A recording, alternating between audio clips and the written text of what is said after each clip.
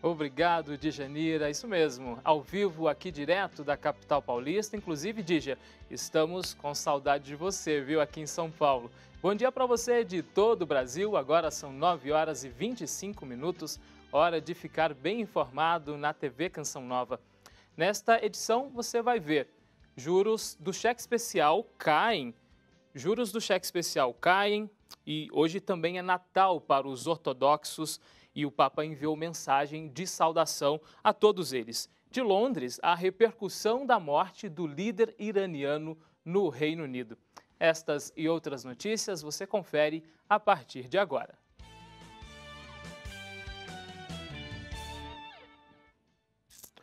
Hoje é Natal para as igrejas orientais, católicas e para as igrejas ortodoxas que seguem o calendário juliano. Por esse motivo, o Papa Francisco expressou por meio do Twitter sua saudação. Dirijo, disse o Santo Padre, um pensamento especial aos irmãos das igrejas orientais, católicas e ortodoxas que hoje celebram o Natal do Senhor. A todos o desejo a luz e a paz de Cristo Salvador.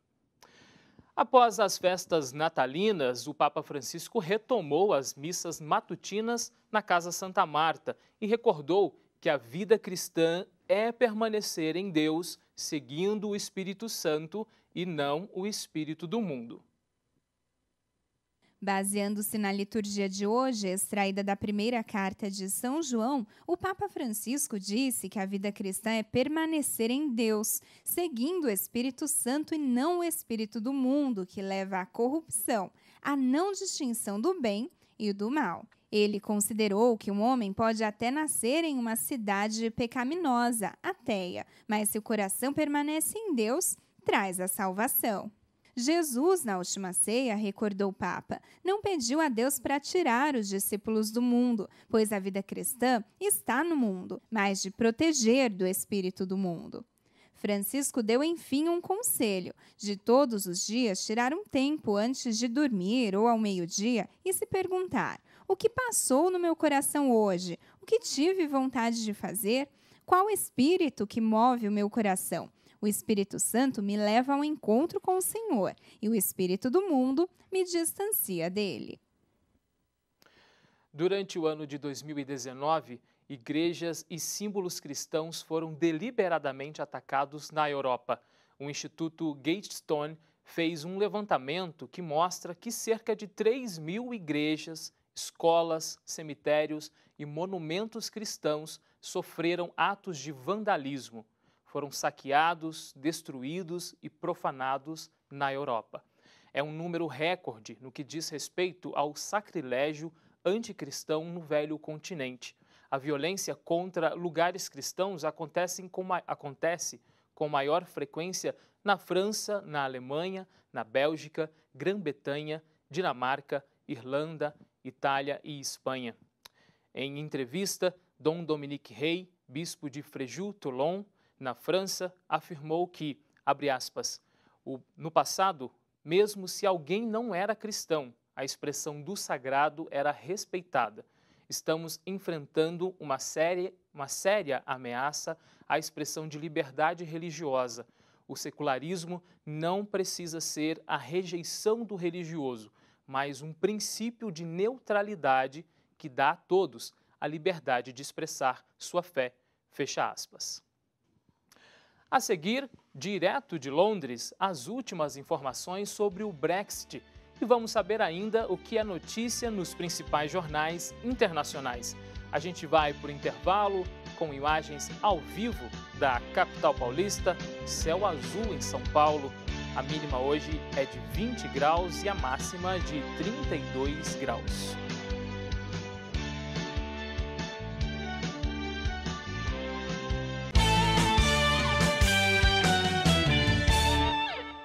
Estamos de volta e vamos saber agora o que é notícia nas capas dos principais jornais do mundo.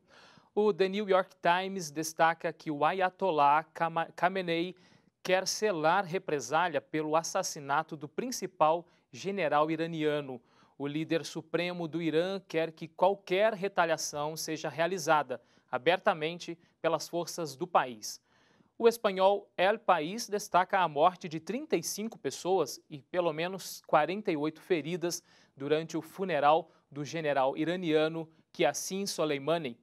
As mortes aconteceram durante um tumulto na cidade natal do general, no sul do Irã. E também o americano The Washington Post afirma que o Iraque tornou-se um problema para o governo Trump. Nesta segunda-feira, o Pentágono correu para minimizar os relatos de que as tropas dos Estados Unidos no Iraque estavam sendo reposicionadas para uma possível retirada, preocupando então aliados com a falta de estratégia. Ainda falando sobre a tensão entre Estados Unidos e Irã, o conflito quase abalou as negociações britânicas com o continente asiático. A nossa correspondente em Londres, Vanessa Andrade, tem detalhes sobre este assunto e ela também traz informações sobre as últimas negociações do Brexit. Temos 3 assuntos em destaque por aqui. Começando com informações sobre o Brexit, amanhã o primeiro-ministro Boris Johnson se encontra com a presidente do Conselho Europeu para finalizar o divórcio entre o Reino Unido e a União Europeia. Em dezembro, durante as eleições gerais, o partido de Boris Johnson saiu vitorioso e, em seguida, ele conseguiu a aprovação dos parlamentares para o seu acordo de saída. Os dois líderes devem ter como prioridade definir um novo acordo de livre comércio entre o Reino Unido e a União Europeia. O primeiro-ministro Boris Johnson também vai realçar o seu desejo de não fazer um novo delay, de não atrasar o Brexit. Então, a data limite continua dia 31 de janeiro de 2020.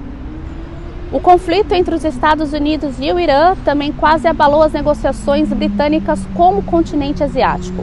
Boris Johnson ontem ligou para o primeiro-ministro iraquiano e conversaram. Ambos eles concordaram em trabalhar em conjunto para encontrar um caminho diplomático. Boris Johnson também realçou a importância das tropas britânicas no território iraquiano no combate contra grupos do Estado Islâmico. As queimadas na Austrália também têm chamado a atenção. Já após 4 meses de queimada, na tarde de ontem, choveu pela primeira vez e ajudou a diminuir as queimadas, porém não extinguiu o fogo. As autoridades já divulgaram dados preliminares em que mais de 25 pessoas e 480 bichos já morreram. Os incêndios são considerados um dos piores do século na Austrália e países como Estados Unidos, Canadá, Nova Zelândia, Singapura e França já enviaram bombeiros, helicópteros e militares para ajudar no combate ao fogo. Vanessa Andrade para o Canção Nova Notícias. E olha que impressionante a fumaça destes incêndios florestais na Austrália, que a Vanessa acabou de falar, chegaram à América do Sul. A constatação foi feita por meio das imagens feitas por satélites meteorológicos e é provável que essa fumaça passe pelo Rio Grande do Sul nos próximos dias.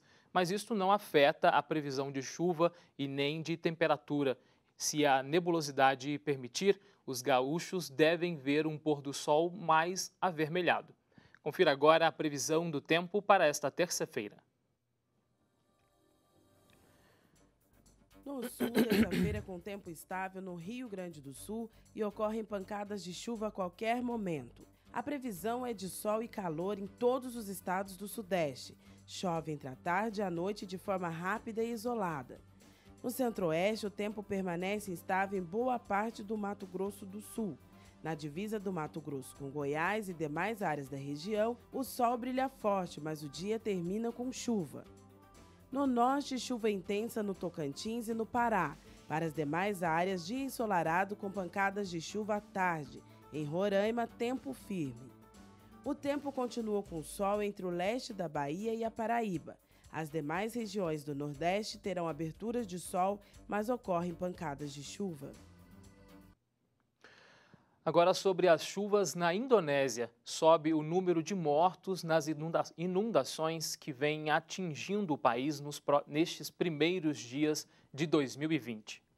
O número de mortos nas inundações da Indonésia chega a 53. Milhares de indonésios estão desabrigados depois das enchentes que atingiram a capital, Jakarta. Mais de 170 mil pessoas que viviam nos bairros mais atingidos ainda estão em abrigos temporários. Na véspera do Ano Novo, a região da capital, e Lavec, a 100 quilômetros de Jacarta, foi atingida pelas inundações e deslizamentos de terra. Nos abrigos lotados, já começam a faltar comida e água potável. Essa já é considerada a maior catástrofe desde as inundações de 2013. A seguir, começam a valer as novas regras para o cheque especial. A gente vai agora para um intervalo com imagens ao vivo da capital paulista. Olha o céu da capital paulista. E nesse momento, imagens da Avenida Paulista, uma das mais importantes avenidas aqui de São Paulo, sempre movimentada a Paulista. A gente volta daqui a pouquinho.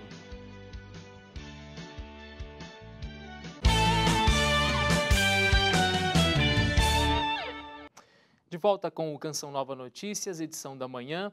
O governo federal estuda formas de compensar uma eventual alta dos preços dos combustíveis, caso a crise envolvendo Estados Unidos e Irã impacte com mais força o preço internacional do petróleo.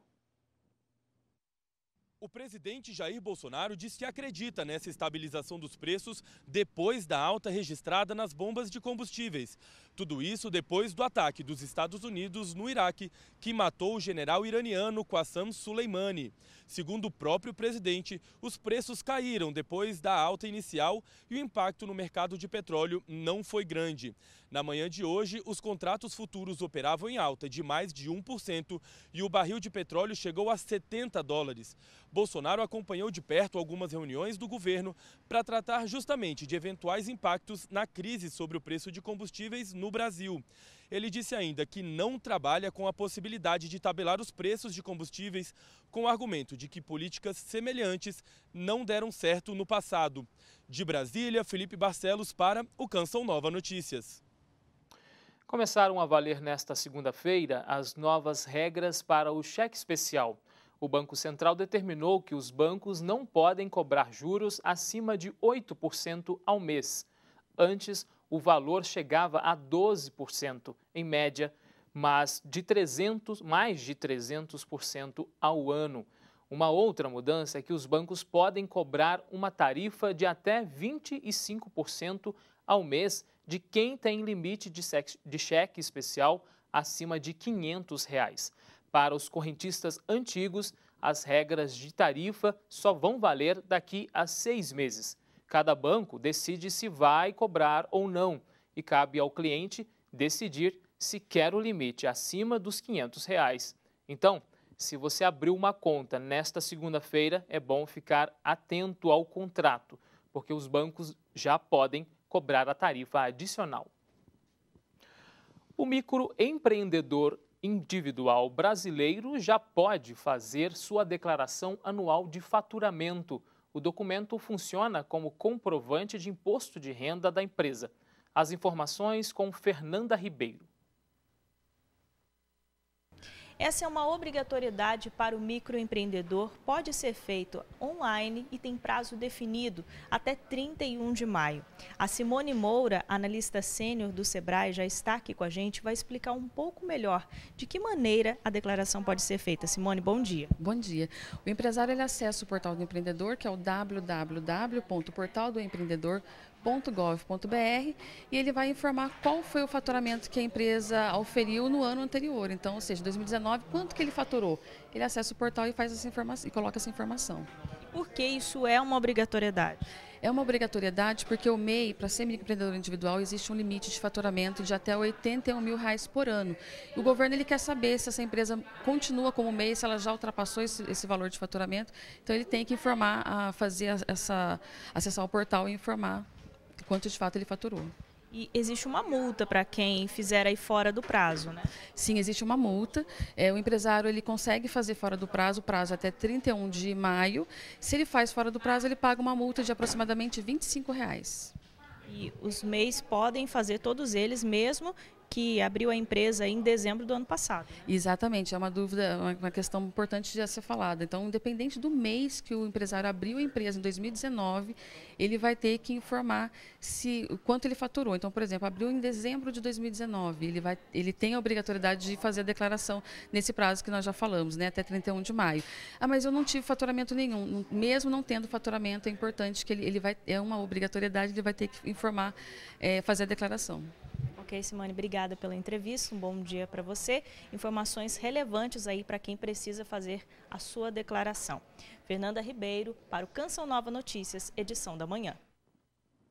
De fato, informação importante. A igreja celebrou ontem o Dia de Reis, tradição que recorda a visita dos Reis Magos ao Menino Jesus. E na capital paulista, estes grupos ainda sobrevivem. Acompanhe na reportagem de Sidney Fernandes e Rodrigo Tedesco. O sanfoneiro puxa o fole para dar a grande notícia. É Dia de Reis. Chapéu de palha, roupas coloridas, instrumentos musicais e muita disposição. Assim, o grupo se prepara para mais um dia de folia de Reis. São 6 dias de festa para celebrar o dia que Jesus Cristo, recém-nascido, recebeu a visita dos 3 Reis Magos e os coordenadores do grupo tinham que ter reis no nome. O significado para nós que participamos é de gratidão ao nascimento de Cristo e que os 3 Reis Magos foram visitar. Sim, sinal de alegria, né? Nasceu Jesus, então vamos festejar, vamos alegrar, né? A cerimônia de Reis tem origem na Europa. Foi trazida ao Brasil pelos portugueses. Depois do aquecimento, o grupo percorre as ruas do bairro, entoando versos e fazendo orações que lembram o nascimento de Jesus.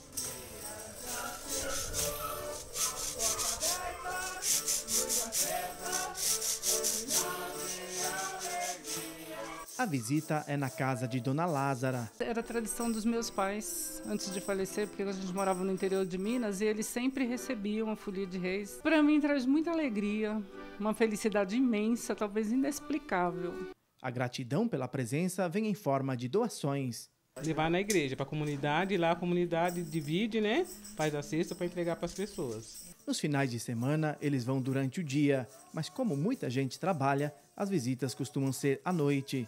É um pouquinho complicado em São Paulo, mas a gente sempre tenta manter o máximo aí a tradição, adaptando um pouquinho, mas mantendo aí o máximo a tradição da Folia de Reis. A tradição católica ensina que em 6 de janeiro terminam os festejos natalinos, mas a grande notícia da manifestação do Senhor permanece.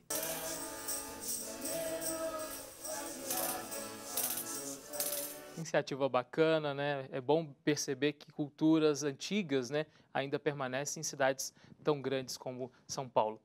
O Canção Nova Notícias fica por aqui. Outras informações você confere no noticias.cançãonova.com ou no Canção Nova Notícias, edição da noite, às 6h45. Um bom dia para você. Até amanhã. Fique agora com o programa Manhã Viva, na companhia de Renata Vasconcelos. E a gente se despede com imagens da Avenida Paulista, aqui em São Paulo. Até amanhã.